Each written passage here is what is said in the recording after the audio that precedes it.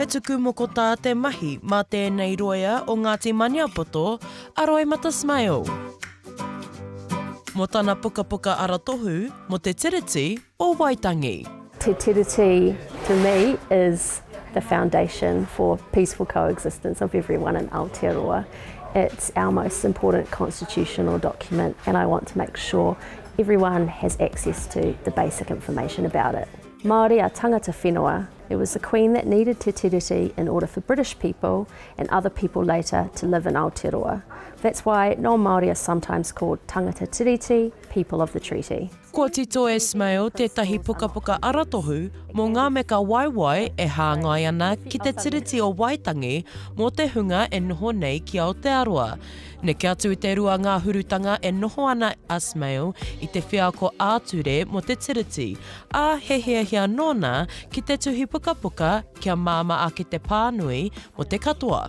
The key thing about the handbook is that it's 30 pages. So I wanted people to understand Te Tiriti is not hard to grasp, that we all have the right to know the facts and that you can learn about it without having to be an academic or working 20 years in the area like I did.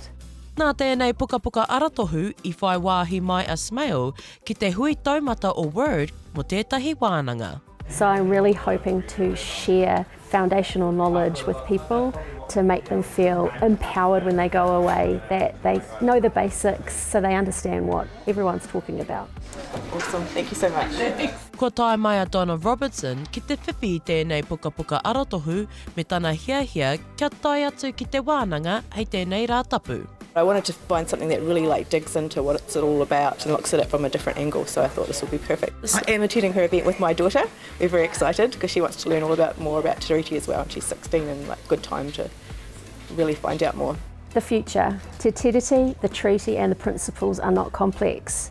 It can be painful facing the harm done to Māori in the past and today, but this is a short part of the history of Aotearoa. At 1840, Māori had generations of undisturbed tino rangatiratanga over their lives and will again for the benefit of all Aotearoa. Kia kaha tātou.